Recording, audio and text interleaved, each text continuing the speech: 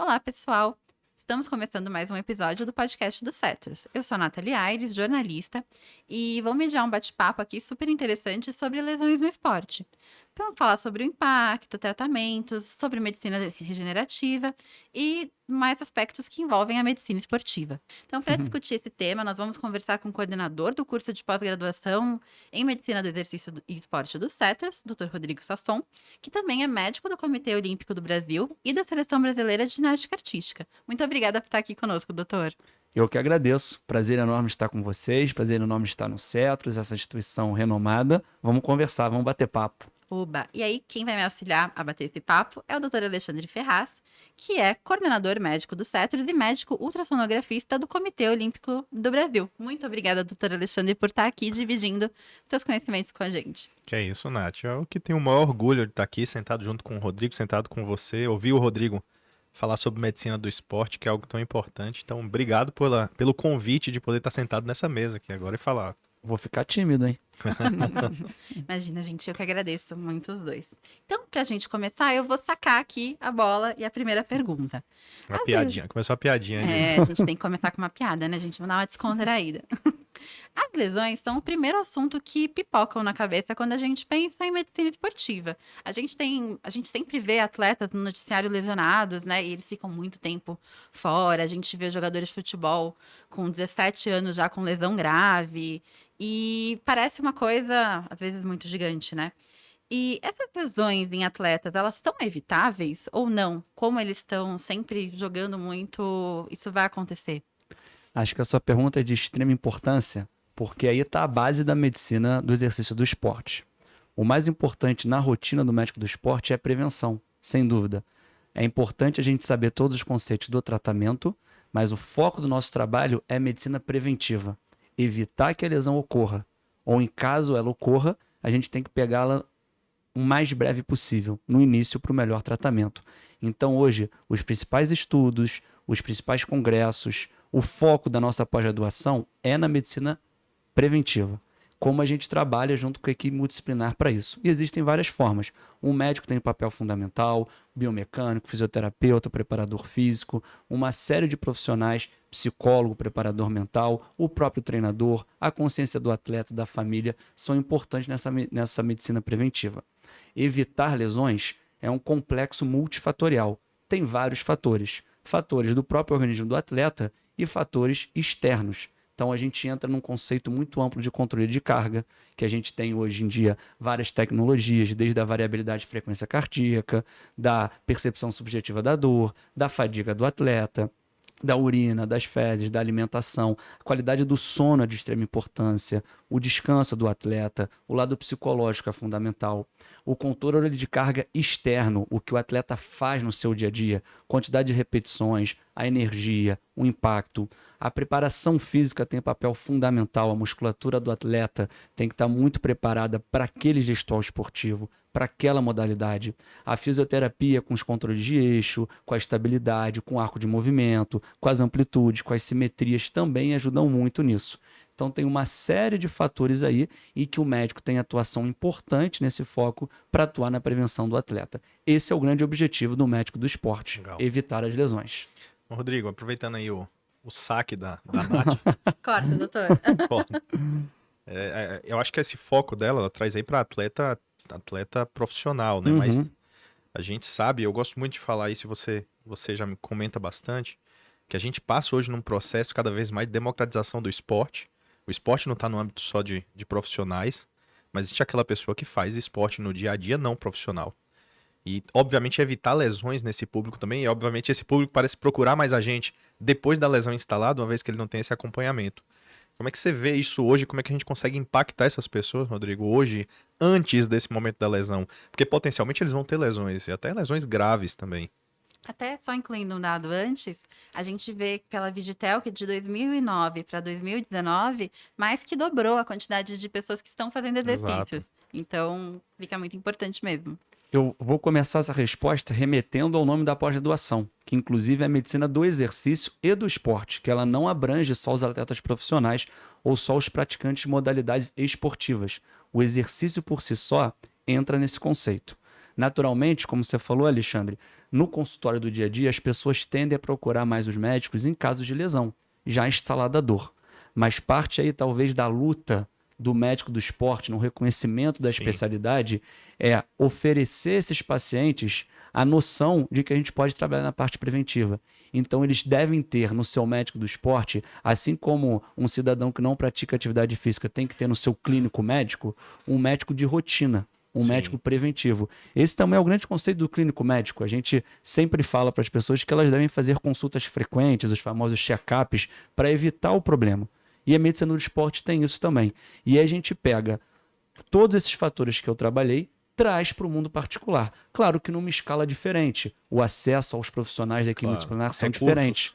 Mas o médico do esporte, a gente tem que falar de nutrologia da alimentação, entender como a gente faz o uso correto de acordo com o seu perfil.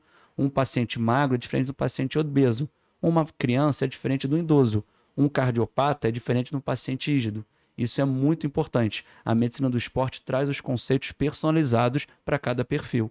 E também leva o perfil da atividade que a pessoa está realizando. Sim. Pode ser um corredor, pode fazer o crossfit, que está em voga hoje em dia, pode ser um atleta amador, pode ser alguém fazendo exercício só como reabilitação. Legal. Então a gente traz a nutrologia, como eu falei, a qualidade do sono, como eu falei, citei para o atleta, cito para o não atleta também. Tá? A importância da preparação física, do fortalecimento muscular. Isso é muito comum no consultório. Vem um corredor que corre frequentemente, às vezes 3, 4 vezes na semana, às vezes até mais, mas não prepara sua musculatura para isso. Só sai correndo na rua. E não tem como não se lesionar. E às nesse vezes a aspecto. adesão do tratamento desse cara é menor do que do atleta, né? Muitas vezes, muitas Então ele vezes. é um cara, às vezes, mais difícil de tratar Isso, do que um atleta profissional que exatamente. tá focado, tem um mindset focado naquilo ali. Até porque tem uma grande relação que eu falo para os meus pacientes no consultório, que é o tempo. O atleta vive, a profissão dele é o esporte. Sim. A pessoa que não é atleta não tem. Na maioria das vezes ela tem o seu trabalho, tem a sua rotina profissional. Sim. Então, quando ela vai fazer uma prevenção ou tratamento, aquilo entra como fator extra na rotina dela. E muitas vezes ela deixa de lado por dar mais importância às outras coisas. Sim. Mas a gente, como médico do esporte, tem que mostrar ao paciente que isso é primordial. Não dá para ele querer correr sem preparar a musculatura. Não dá para ele querer fazer uma atividade física frequente sem pensar na sua alimentação. Todos os fatores multidisciplinares são importantes nesse dia a dia. E tem coisas que não custam, não são caras, são hábitos. Tem outras coisas, claro, Sim. que vão ter um custo, não são todos que vão ter o mesmo tipo de acesso, mas a gente pode otimizar para o atleta, pensando nos principais recursos que ele pode ter. Então, a parte preventiva também é essencial, tanto na parte clínica, como se a gente for falar da parte musculoesquelética também. Temos que evitar lesões. E os tratamentos, muitas vezes também, não são medicamentosos. Inclui o que seria uma rotina preventiva. Às vezes o tratamento é alongamento, Sim. às vezes o tratamento é fortalecimento de algum grupo muscular específico. Então isso também está linkado com a rotina preventiva das pessoas que praticam atividade física. Maravilha. Isso me fez ficar pensando, doutor, que muitas vezes uma pessoa que não é um esportista, ela não vai pensar, vou começar aqui a correr, vou procurar um médico do esporte. Mas ela tem outros médicos dentro da rede dela, né? Uhum. É interessante que profissionais de diferentes áreas que fazem esse atendimento constante conheçam a medicina do esporte, porque não adianta só o médico indicar o exercício, né? Ele tem que saber como acompanhar esse paciente. Eu diria que é fundamental, tanto pelo dado que você deu, da quantidade de adeptos que fazem atividade física, tanto pelo que a gente preconiza, a atividade física é um meio importante de saúde. A atividade física é um fator de prevenção e de tratamento. Muitas patologias clínicas, inclusive, são tratadas com atividade física. Muitos fatores cardiovasculares são evitados com atividade física. E por aí vai. Então, é importante os médicos de outras especialidades associarem os conceitos básicos da medicina do exercício do esporte. E nesse fator a gente associa também a própria pós-graduação. Ela não é voltada apenas para o médico que sai da faculdade e que quer ter na medicina do exercício do esporte a sua especialização principal. Ela é voltada também para outras especialidades que queiram ter os conceitos básicos da medicina do exercício do esporte no Legal. seu dia a dia. Fundamental. Tanto no consultório, como promoção e prevenção da saúde, ou para trabalhar com os atletas. São dois focos claros da medicina do esporte hoje em dia. E sim, as pessoas têm que ter essa noção de que podem procurar seus médicos antes de fazer atividade física ou antes da lesão. Esse é o fundamental, na verdade, esse é o correto. Já ter uma ajuda médica na prática regular da atividade física. E como a Nathalie falou, né? Eu acho que se o médico assistente dele está preparado para receber ele, orientar isso aí, e ele tem uma preparação em medicina do esporte, isso vai ser ótimo, né? E acho que tem uma tendência do mercado aí, Rodrigo, de que com esse boom do esporte, a população vai começar a buscar o médico buscando isso. E o médico vai ter que se diferenciar sabendo orientar esse paciente, ou minimamente dizer para ele quais são os limites, os riscos, ou o que ele deve fazer buscando aquela prática de esporte, né? Então acho que o mercado caminha nesse sentido, para que a gente tenha mais pessoas que tenham que ter conhecimento médico sobre a medicina do esporte. Isso é fundamental. Concordo, eu acho que devia ser, inclusive, uma cadeira de faculdade. Deveria fazer parte disso. Faculdade de medicina. Não há como pensar num clínico sem noções de exercício. Não há como pensar num cardiologista sem noções de atividade física. Exato. Isso vale para várias especialidades. A ginecologia vai ter isso. Sim, sim. E fundamental. A saúde da mulher atleta ou da mulher que faz atividade física regular existe muito. Novamente, a atividade física é um serviço de promoção de saúde, Sim. de prevenção. E a gente tem que militar por isso. Isso é de extrema importância. Multidisciplinar. A gente tem que usar a atividade física como forma importantíssima. Se a gente não fala da alimentação para a saúde, da manutenção do peso corporal, temos que falar da atividade física. Legal. E assim, o médico de outras especialidades, né? Uma ginecologista, um clínico geral que ele estuda a medicina do esporte, ele pode até perceber os sintomas de uma lesão antes, não pode? Sem dúvida, sem dúvida. Ele pode evitar a lesão na promoção da prevenção, mas pode perceber sinais muito iniciais, que é o melhor. É muito mais difícil trazer lesões que já se completaram ou que já são crônicas do que numa fase inicial. Então, muitas vezes, a especialidade, por mais que não domine o conceito completo de um tratamento, os conceitos básicos da medicina esportiva ajudam na definição de que aquilo ali é uma lesão, ou que tem algo acontecendo diferente do que é o normal. E aí pode até encaminhar para algum especialista daquela área. Mas ter os conceitos básicos, a gente aprende o que é normal e o que não é normal. Então, só de saber identificar esses sinais já é importante. E aí sim, eventualmente, indicar para algum especialista propriamente dito. Legal. Então, Rodrigo. fica até aí a dica, né? Se você quer indicar esporte para o seu paciente, estude medicina do esporte. Aí. Pra Exatamente. É isso aí. Desculpa Por favor. te interromper, doutor. Rodrigo, o Cavão vai. Polêmica. Polêmica. E ele Polêmica. gosta, Oba, ó. ele gosta. Rodrigo, conta pra gente um pouquinho assim, agora entrando no âmbito de atletas profissionais, Tá. você como médico do Comitê Olímpico, mas principalmente relacionado a clubes, existe, para o atleta lesionado, a gente sabe que tem uma pressão muito grande de retorno às atividades desse atleta. E essa pressão a nível de diretoria, do clube, querendo que o atleta jogue, o atleta custa muito, futebol tem muito disso. Explica pra gente, ensina pra gente como é que a gente lida com esse lado, que tem esse lado do paciente que tá verdadeiramente lesado, que a gente não quer que retorne às atividades com risco de relesão, uma nova lesão, mas ao mesmo tempo com essa outra pressão que existe do outro lado. E nossa responsabilidade também ética e legal com o paciente, né? Polêmica. Não vamos fugir de polêmica.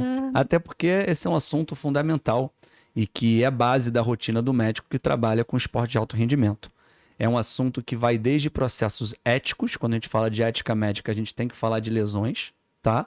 E um assunto que a gente vai entrar em especificações técnicas, de entender a lesão, entender o corpo, o organismo, a fisiologia, o sistema musculoesquelético e por aí vai, dependendo da lesão. Entender a modalidade, as regras da modalidade. O processo decisório a gente chama de tanto para cortar um atleta ou para o retorno dele, e aí tem um termo que é usado no esporte que é o RTP, que é o Return to Play, é o termo que a gente usa na medicina do esporte, ele é multifatorial. Começa, como eu falei, de princípios éticos e legais a princípios mais amplos. Qual é a lesão? Qual foi o fator causador daquela lesão? Qual foi o mecanismo de trauma daquela lesão? Como o atleta teve adesão àquele tratamento? Qual é o gestual esportivo que ele deve fazer? É completamente tratar uma lesão de membro superior de um atleta que utiliza o membro superior na sua rotina do que um atleta que não utiliza. Sim. E por aí vai desse exemplo. Então a gente tem que entender qual é o gestual. Tem que entender também as regras específicas daquela modalidade, que são completamente diferentes. Esse tema, Alexandre, que é polêmico, acontece no dia a dia. Das situações mais difíceis para um médico do esporte de alto rendimento é cortar um atleta. Para começar, que um atleta é um ser humano, como qualquer outro. Tem sentimentos, não é uma máquina de performance, nada disso. O atleta tem dor, o atleta tem suas limitações, tem sua família, tem seus problemas particulares. O médico do esporte tem que pensar no ser humano antes. Ele tem que focar na saúde. A gente trabalha para o melhor da performance, mas garantindo a saúde. Não podemos agir em detrimento da saúde em busca da performance. Isso não pode acontecer na medicina do esporte. Então a gente começa desse princípio para qualquer decisão. Um atleta só deve retornar, só deve ser liberado se for seguro para ele. Partindo desse pressuposto, já facilita muito a nossa decisão. Se não for seguro, ele não deve retornar. E aí a gente entra na parte técnica do assunto. Hoje em dia existe uma gama de especialidades e até de tecnologias que nos ajudem. A gente tem até uma aula específica na pós-graduação de retorno do atleta pós-lesão. Todos os fatores que norteiam. E aí a gente vai falar da importância do médico. Aí a gente vai fazer a avaliação daquela lesão. Se for uma lesão musculoesquelética, vamos fazer uma avaliação funcional. Vamos ver o arco de movimento, vamos ver o grau de força. Temos equipamentos que medem a força, que veem a simetria do membro lesionado com outro membro que não está lesionado, que fazem uma relação entre a musculatura, por exemplo, agonista e antagonista, se for no caso do joelho, fazem uma relação entre o quadríceps, a musculatura extensora e os flexores, para a gente ver se elas estão simétricas, se elas estão numa proporção. A gente faz avaliações de eixo, por exemplo, ver um valgo dinâmico se o joelho está entrando durante um agachamento, durante uma corrida. A gente faz avaliações biomecânicas no atleta, ver se a ativação muscular está correta. Faz avaliações da fisioterapia, faz avaliação da preparação física para ver o potencial aeróbico do atleta, se ele recuperou. O retorno do atleta não é só daquela lesão. Aquela lesão, o tempo que o atleta ficou destreinado, gera uma série de outras alterações. Ele reduz o potencial de captação do oxigênio dele, ele reduz a capacidade aeróbica dele, ele reduz o potencial das outras musculaturas. Então, parte desse tratamento é sempre ativo também para evitar essas outras alterações. Então, a gente tem vários fatores. Se o atleta estiver liberado, ok pela parte da fisioterapia, ok pela parte biomecânica, se ele estiver simétrico, se ele estiver compensado, se ele estiver bem da parte aeróbica, a preparação mental tem muita importância, tanto durante esse processo como para o retorno. O atleta tem que estar bem psicologicamente para voltar. Não é fácil voltar de uma lesão. Ele tem que estar seguro para não se lesionar. Ele tem que estar compensado para não lesionar outras estruturas. Às vezes ele se recuperou daquela lesão. Se ele for fazer o gestual correto, ele está ótimo. Mas a musculatura tem que estar preparada para ele fazer o gestual errado. Se ele errar outra vez, ele tem que estar com o músculo preparado para isso. A equipe tem que entender as suas limitações. Até para voltar, muitas vezes não é volta 100%. Vamos voltar nesse grau, nessa carga, nessa porcentagem. Vai fazer tantos minutos de atividade. E aí a gente vai voltando progressivamente. Esse é o que baseia normalmente. Existe pressão do próprio atleta, do treinador, de outras pessoas da equipe, dos clubes, e muitas vezes o médico é contratado do clube. Então, ele é empregado do clube, tem alguém pressionando você como funcionário a liberar o atleta. Tem patrocinador, tem alguns esportes como o futebol que tem muito dinheiro. Aquilo é a vida do atleta. Às vezes você está impedindo ele de alguma competição, a cabeça dele tá nisso, que é o mais importante para ele. Se a gente vai citar competições importantes como a Olimpíada, como os Mundiais, talvez você esteja impedindo a melhor performance dele na competição que ele treinou a vida inteira para aquilo. Para aquele momento que ele exclusivo. vive para aquele momento. E você entra como fator. Nossa, principalmente a Olimpíada, que é de 4 em 4 anos. Exatamente. Né? O cara vive a vida para aquilo. aquela competição. Ainda tem essa questão de que a Olimpíada é de 4 em 4 anos e tem uma idade, né? Por exemplo, o cara chega ali, ele tá com 18, vai ter uma Olimpíada. Depois de 4 anos, ele com 22, ou talvez não um exemplo ruim, mas depois de 22, com 26, muda a performance, né?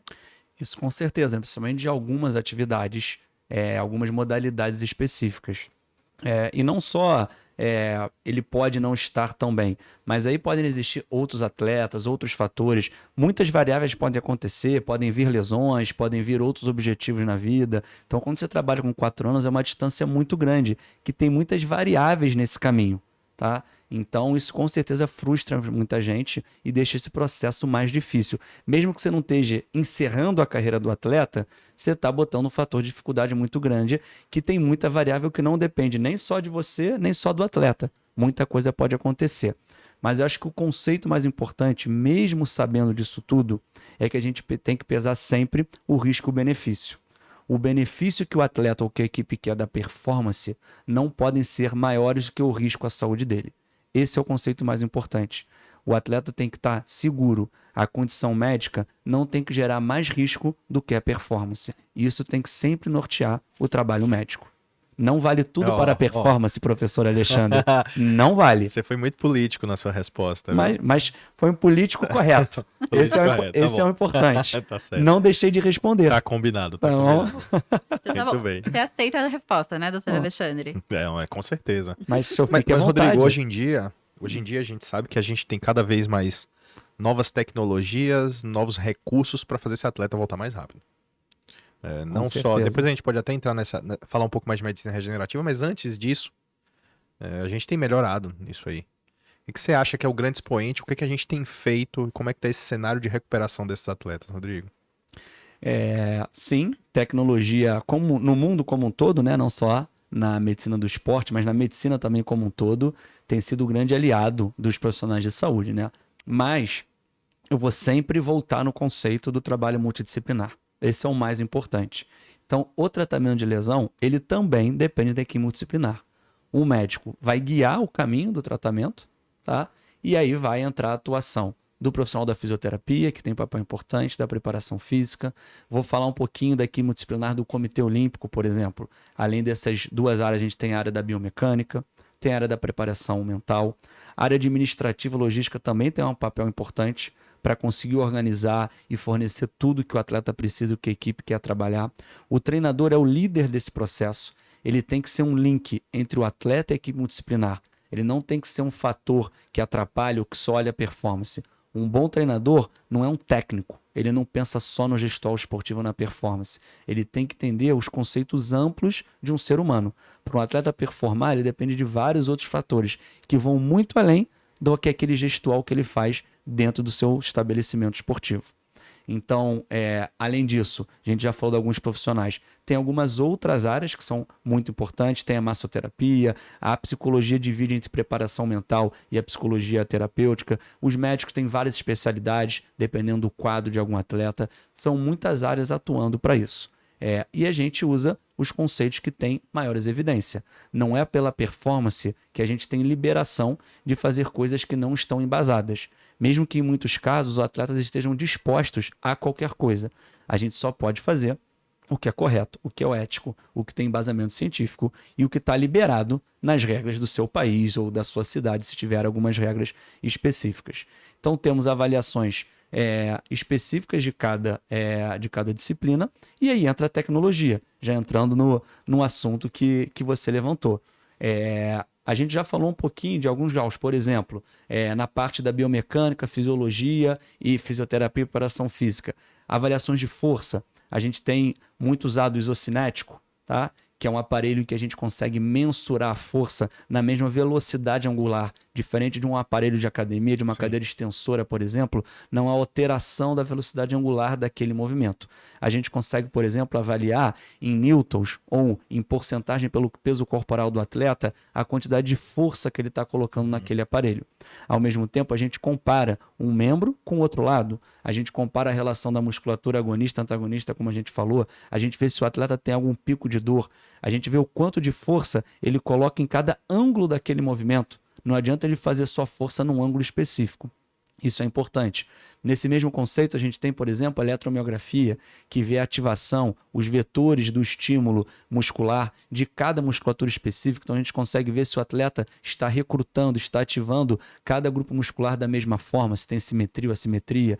A gente consegue ver, por exemplo, numa plataforma de força, se o atleta, quando tem alguma impulsão ou quando ele faz alguma aterrissagem, se ele está fazendo mais força para um lado do que para o outro. Isso é um fator de prevenção de lesões. Se ele está caindo, fazendo mais força para o lado direito, aquele lado está sobrecarregado. Sim. Então a gente tem que atuar, alterar o gestual esportivo. Isso é saúde e performance, porque isso está atrapalhando a performance dele também.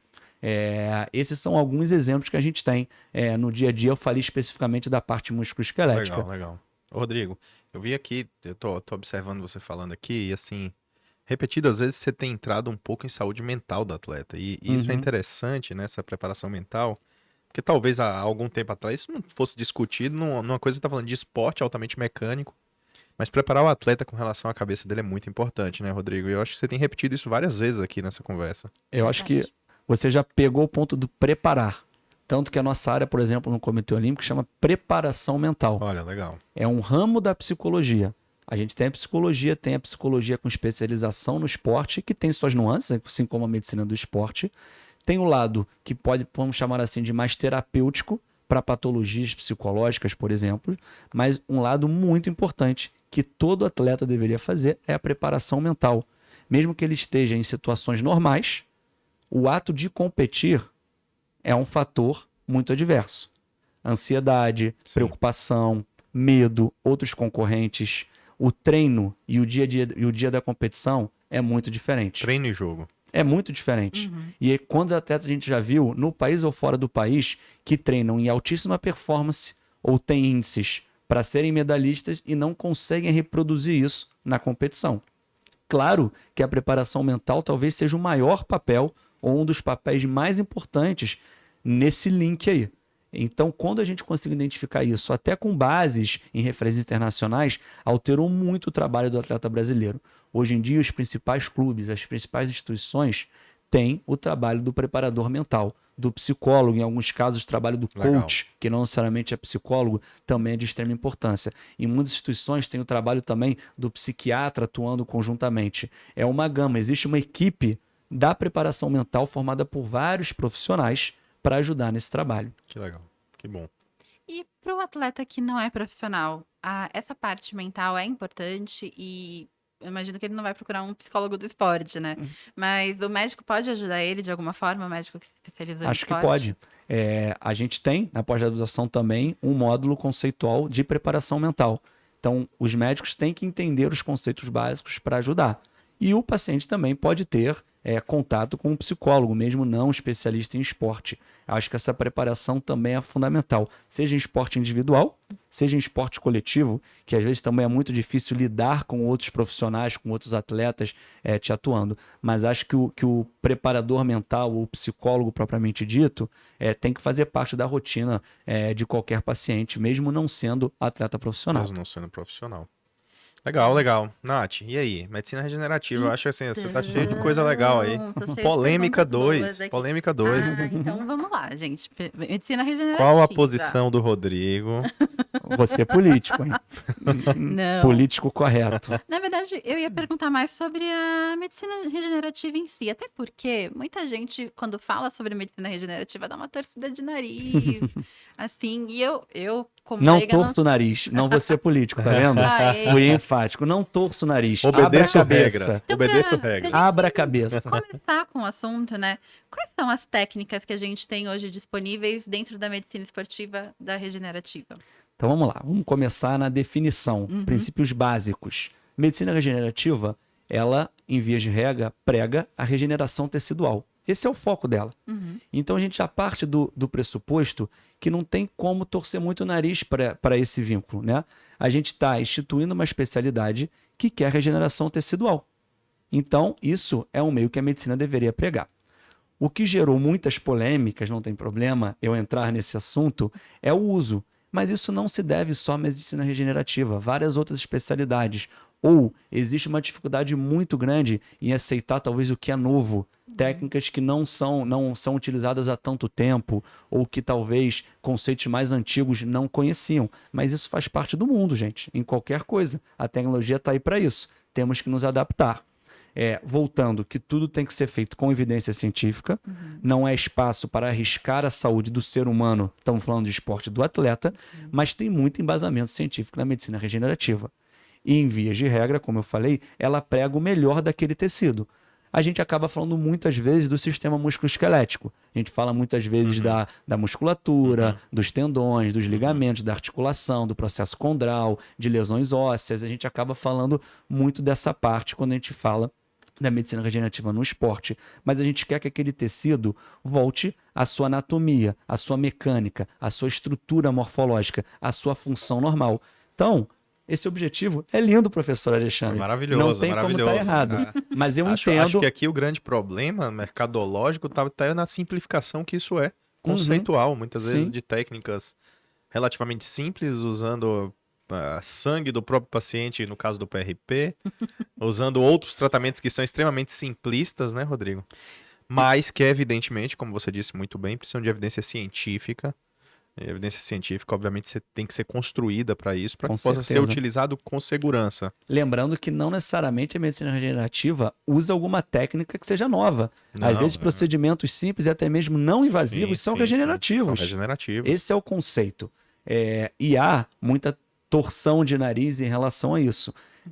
Como tudo, existem muitos profissionais corretos que militam muito pela medicina regenerativa, para o seu reconhecimento. Hoje em dia, existe especialidade no Brasil de regeneração tecidual, de medicina regenerativa. Tá? Existe representação no Conselho Federal de Medicina disso e está se ganhando mais espaço. Internacionalmente, já é muito mais espaço. Algumas regulações de outros países permitem o amplo uso de técnicas que ainda não são liberadas aqui. Tá? A gente pode pegar exemplos em qualquer especialidade de profissionais que agem corretamente no seu exercício profissional e profissionais que não agem. Na medicina regenerativa, vale a mesma regra. Lógico, mesma Vamos coisa. encontrar vários profissionais que agem corretamente e outros ou que superindicam, ou que não fazem uso correto da técnica, ou que misturam técnicas que talvez não façam tanto sentido, ou que expõem os pacientes a riscos desnecessários. Mas isso não é exclusivo da regenerativa. Claro A gente que vai encontrar isso em qualquer especialidade fora da medicina também. Lembrando, Rodrigo, que alguns procedimentos em medicina regenerativa são regulados pelo CFM, alguns ainda Com não. certeza. Mas que a gente está em vias de liberação disso, né? Eu acho que cada Você vez quer falar mais. do PRP, né? Não, Ele não está se segurando. Vamos falar de Ele PRP quer hoje. falar do Não, PRP. mas antes da gente falar do PRP, eu acho que a gente podia falar quais são esses que são regulados.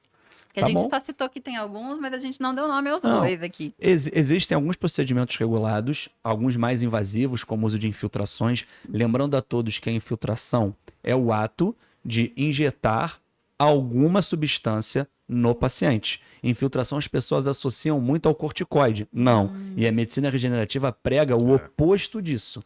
Prega a regeneração tecidual, tá?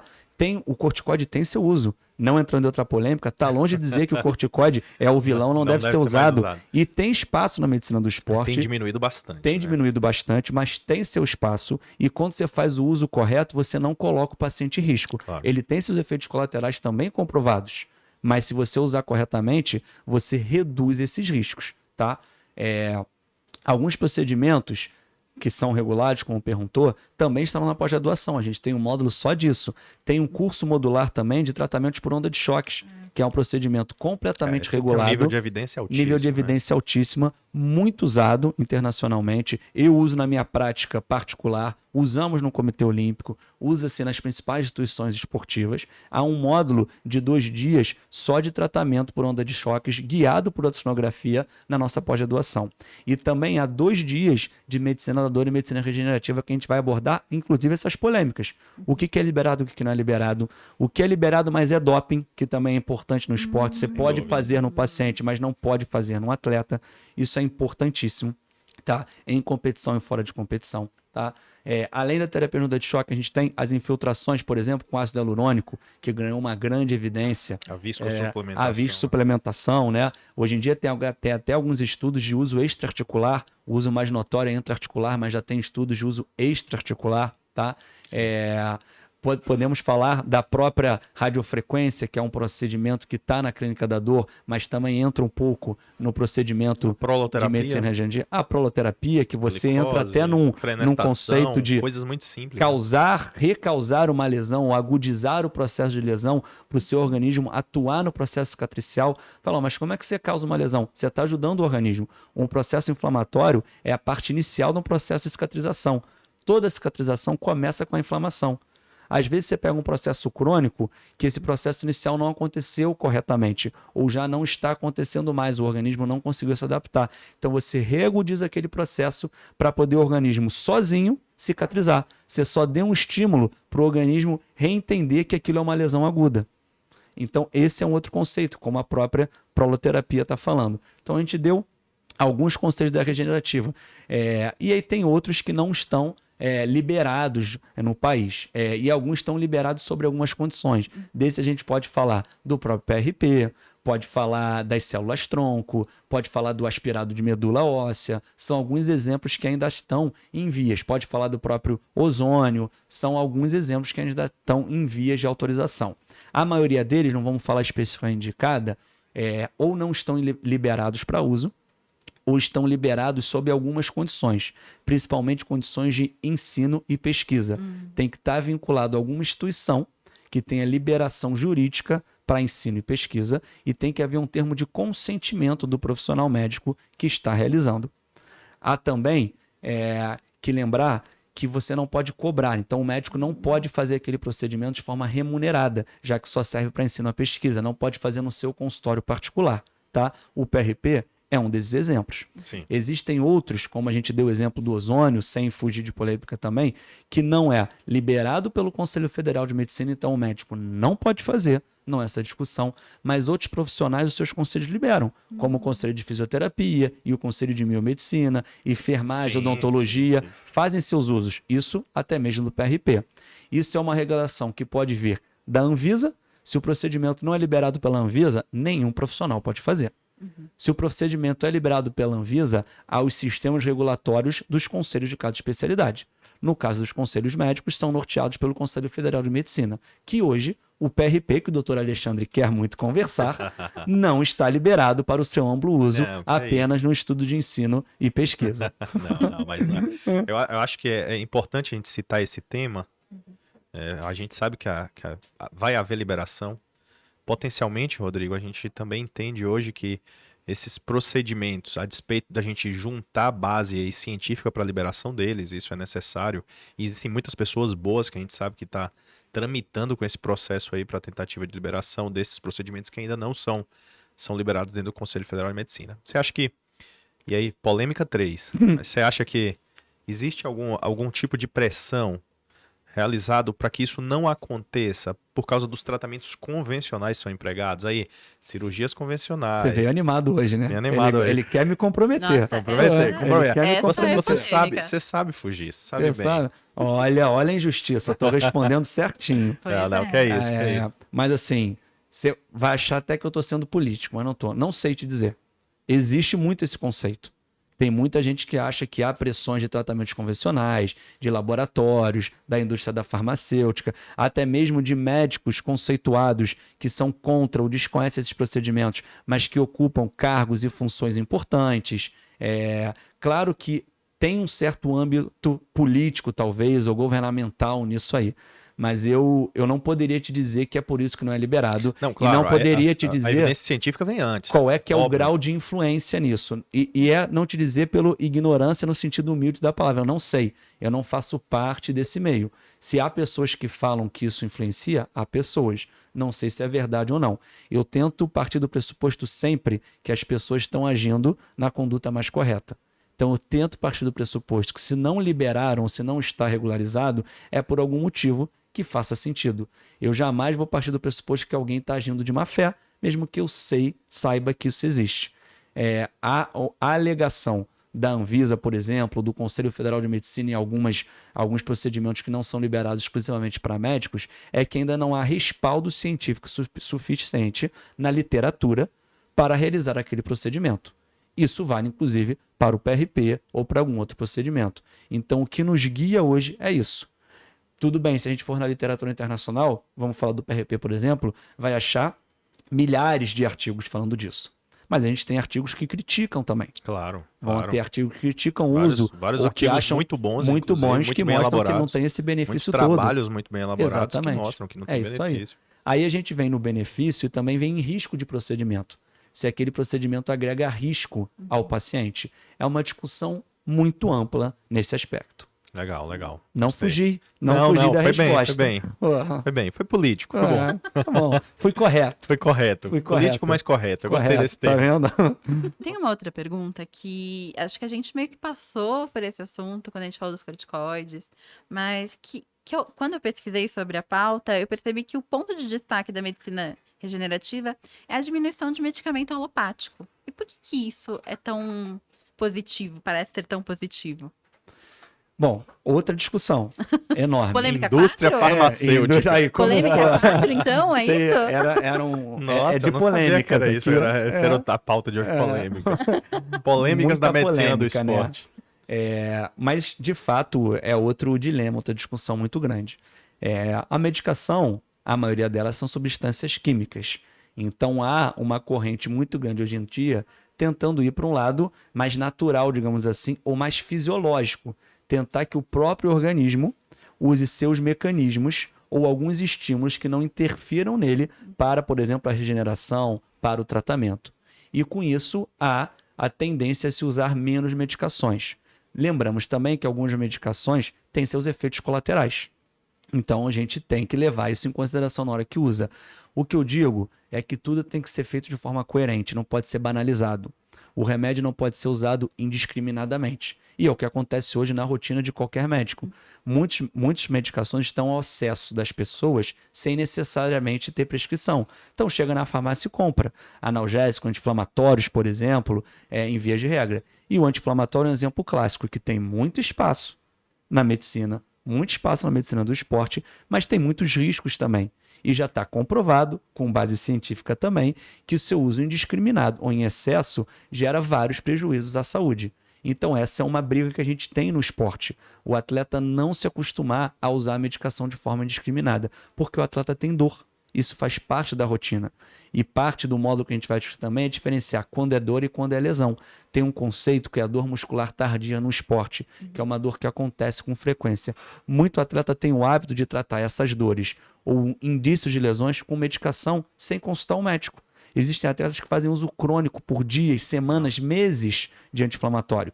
Vários atletas só competem no uso de medicação analgésica anti-inflamatório. Isso é uma tendência que a gente acha equivocada. E a gente tenta mudar no cenário. Ser o melhor para o seu organismo. Essas substâncias químicas não têm só benefícios. O seu uso precisa de estudo.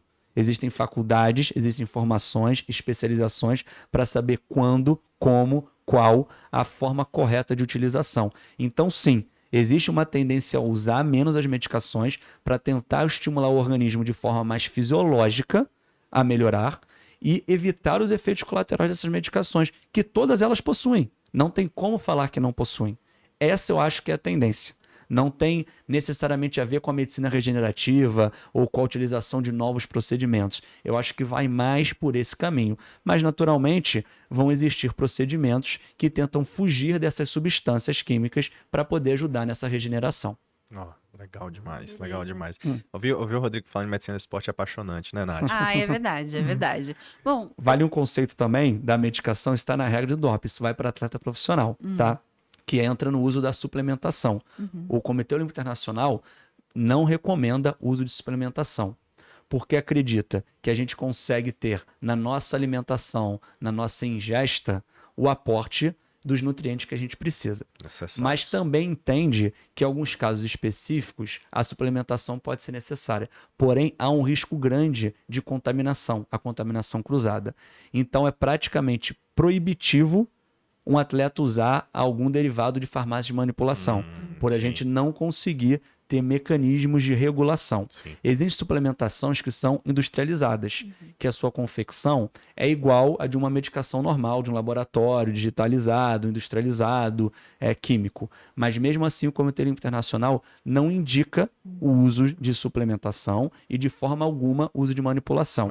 O atleta pode usar? Pode, mas ele tem que saber que ele está sujeito ao risco de doping. Já tivemos alguns casos famosos de atletas que foram pegos no doping e voluntariamente por usos de suplementações ou de medicações manipuladas. E não há defesa. Mesmo que se comprove que foi uma manipulação cruzada, contaminada, involuntária, o atleta é punido. Porque o conceito do doping é que o atleta é responsável por tudo que ele ingere. Legal. Justo. Polêmica 5, doping. Não acabou, não? Não, acho que a gente já... Tá bom, né, Léo? Não, só de polêmica. Pode perguntar outras coisas sem polêmica. Pode polêmica.